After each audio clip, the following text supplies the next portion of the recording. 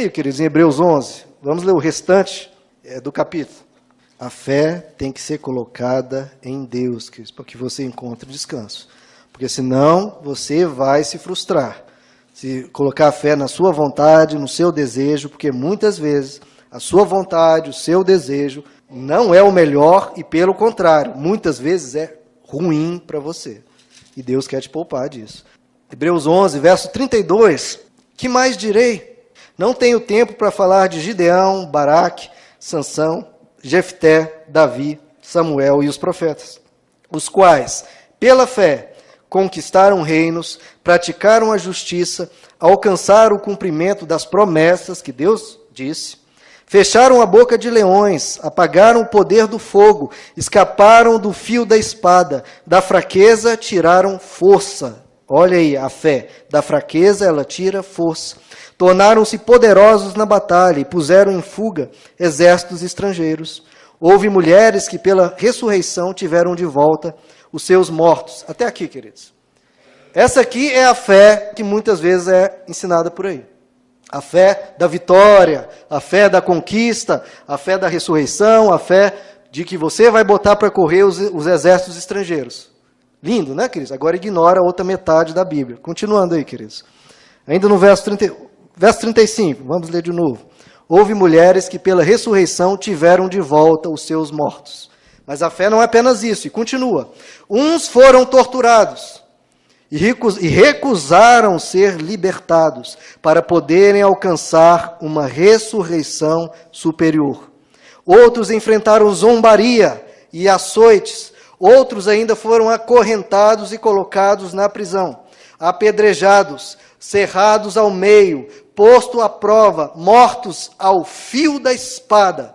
Andaram errantes, vestidos de pele de ovelhas e de cabras, necessitados, de novo a palavra, afligidos e maltratados. Mas o que Deus diz? E o mundo não era digno deles. Vagaram pelos desertos e montes, pelas cavernas e grutas. Todos eles receberam testemunhos, bom testemunho por meio da fé. Essa é a fé, queridos. Se você quer crer apenas numa fé de vitória, de conquista, você vai se frustrar e vai acabar abandonando a Deus. A fé verdadeira crê em Deus. Os outros fatos, Deus vai te ajudar, Deus vai estar contigo e você vai atravessar. Mas a fé tem que ser em Deus, fé diante do não, fé diante da situação adversa, fé no que for, queridos, a fé é em Deus. O resto você atravessa, de novo, para receber uma herança superior. Porque a nossa fé tem que ser nas coisas do alto. As coisas aqui de baixo, Deus vai nos ajudar, Deus vai nos dar força, Deus vai nos dar sabedoria, Deus vai estar conosco, vai nos dar força. Da fraqueza a gente tira a força. Mas, queridos, às vezes vamos passar por batalhas dolorosas e vamos permanecer fincados na rocha se você tiver fé. E essa aqui é a fé que descansa. Que mesmo em meio a essas dificuldades, é uma fé ainda que, é uma fé mesmo que, é uma fé apesar de. É assim que é a fé verdadeira, queridos. Então, muitas pessoas pegam Hebreus 11, então você pode crer no que for. Não, não pode. Você leia o capítulo inteiro de Hebreus 11 diz que o que está acontecendo? O que está sempre se cumprindo na vida desses heróis da fé? Está cumprindo a vontade de Deus.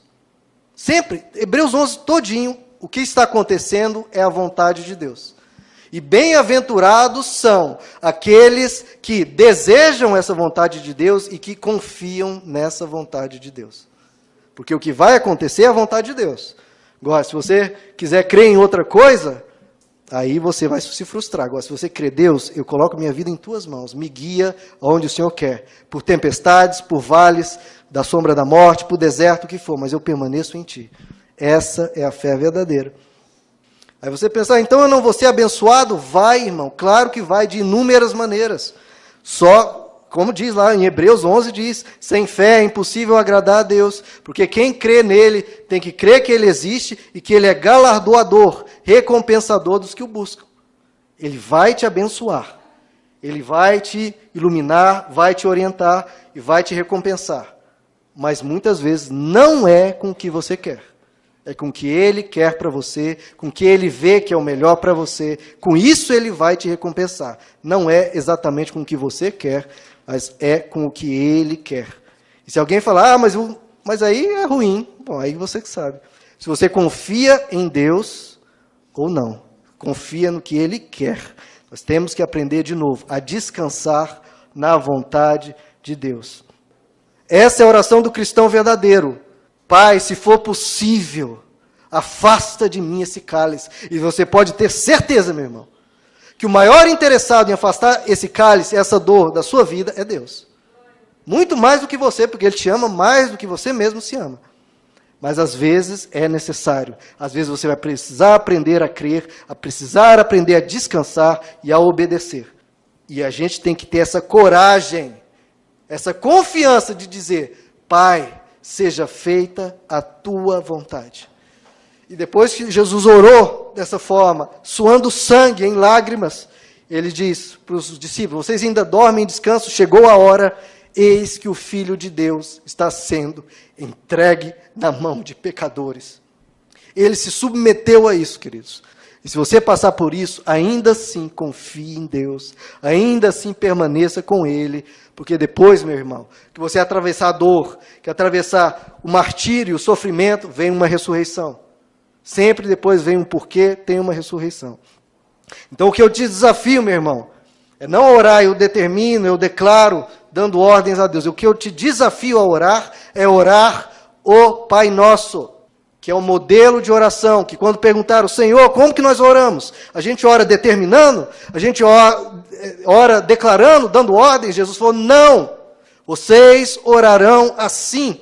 Pai nosso que estais nos céus, santificado seja o teu nome, que o teu nome seja santificado na minha vida, venha a nós o teu reino, reina na minha vida. Não sou eu que determino, não sou eu que declaro, reina na minha vida.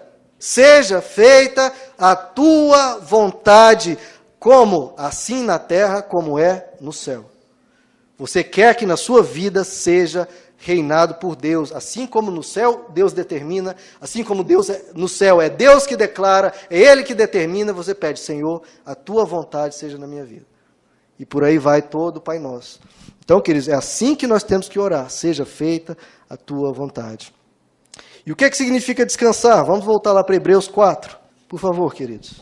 Verso 10, queridos. Pois todo aquele que entra no descanso de Deus, também descansa das suas obras, como Deus descansou das suas. Então o que ele está dizendo? Olha, você entra no descanso de Deus, você descansa de todas as suas obras. E olha como é diferente, queridos, do que hoje as pessoas fazem.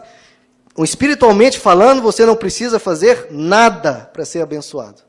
Nada para que a vontade de Deus se cumpra na sua vida. Espiritualmente falando, você tem que trabalhar, tem que se esforçar, tem que estudar, tem que correr atrás. Mas espiritualmente falando, você não precisa fazer nada. Você precisa descansar das suas obras, descansar na graça de Deus. E veja como é diferente do que vemos por aí. O que as pessoas fazem? Elas fazem campanhas, fazem sacrifícios, busca profetas, declara, determina, procura fazer obras. E o que a Bíblia nos ensina? Descanse em Deus. Descanse das suas obras. Você não precisa fazer nada disso. Você tem que orar, porque é um mandamento, e porque isso alivia a sua alma, você conversa com Deus, passa um tempo na presença de Deus, você jejua para mortificar a sua carne, mas Deus não quer te dar mais trabalho do que você já tem, meu irmão. Você já tem que estudar, tem que fazer curso, tem que fazer cursinho, tem que trabalhar, ralar, correr atrás. Ainda você tem que fazer mais um trabalho, mais campanha, mais buscar profeta. Não, Deus está falando, não, descanse das suas obras. Primeiro, porque Deus não precisa. E segundo, porque Ele quer que você descanse nele. Eu já falei muitas vezes esse versículo, e eu quero que isso fique na mente de vocês. Romanos 8, 32 diz, aquele que não poupou seu próprio filho, mas o entregou por todos nós, como não nos dará juntamente com ele, e de graça todas as coisas. Ele nos dará de graça todas as coisas. Então, queridos, você não tem que, eu tenho que fazer isso, eu tenho que fazer aquilo para que Deus me recompense. Não, 1000 vezes não. Você tem que descansar. Irmão, só tem uma coisa que Deus te pede, para que Ele te abençoe, para que Ele dirija a sua vida. Só tem uma coisa que Ele te pede para que Ele conduza o seu viver, para que Ele reine na sua vida, que a vontade dEle se cumpra. Só uma coisa. Mas essa uma coisa, Ele exige empenho total, exige esforço, exige dedicação, exige toda a força do seu ser nessa uma coisa. Está aí no verso 11. É isso aqui que você precisa se esforçar. Hebreus 4:11. Portanto, esforcemo-nos. Olha o que você tem que se esforçar. Esforcemo-nos. Para quê, queridos?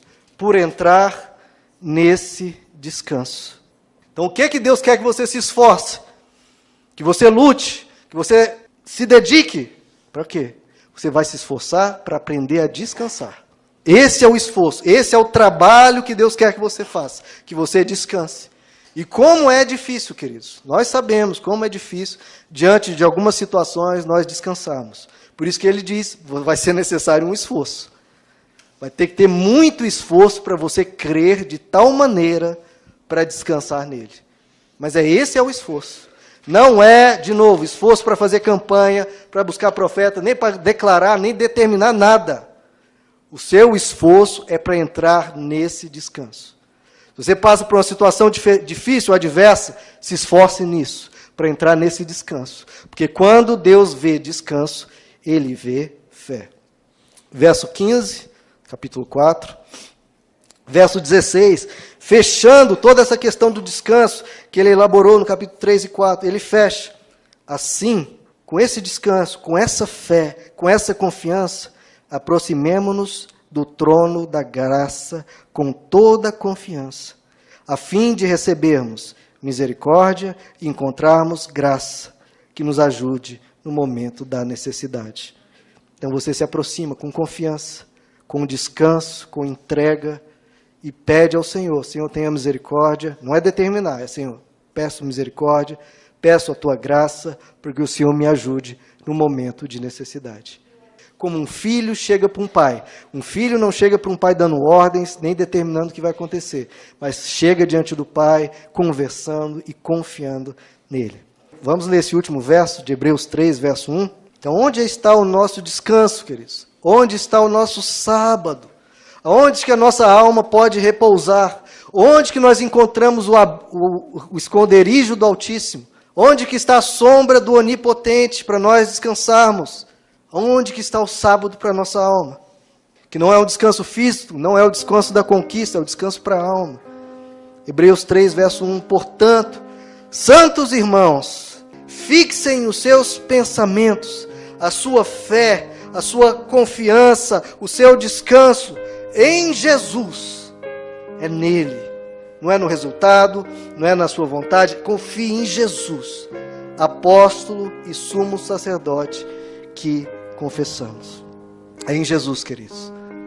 Fechem os seus olhos. Queridos, Jesus disse para todos nós lemos: venham a mim, Jesus, todos os que estão cansados e sobrecarregados, e eu lhes darei um sábado para a alma, eu lhes darei um descanso para a alma, eu lhes darei um alívio, eu lhes darei força, eu lhes darei sabedoria, eu lhes darei sábado. Tomem sobre vocês o meu jugo, aprendam de mim, pois eu sou manso e humilde de coração. E ele repete: e vocês encontrarão sábado, e vocês encontrarão descanso para as suas almas. É em Jesus, queridos, que a nossa alma pode repousar. É em Jesus que nós podemos descansar. Em todas as outras coisas nós vamos nos frustrar, nós vamos ter medo, vamos ter ansiedade. Que nós possamos viver em fé. Porque o justo anda pela fé. E é uma fé colocada em Jesus. E se Ele te der um fato, te der uma promessa, aí com convicção espere esse fato, confie que vai ocorrer. Mas a sua fé tem que estar em primeiro lugar em Jesus, sempre nele. Vamos orar, queridos. Senhor nosso Deus, existe um esforço a ser feito, e é um esforço difícil, Senhor. Um esforço que a maioria de nós tem dificuldade, que é se esforçar para entrar nesse descanso. Porque diante da promessa, diante do descanso prometido, às vezes a gente quer voltar para trás, a gente não confia, a gente tem medo, porque tem tempestades, Deus, tem desertos, tem vale da sombra da morte.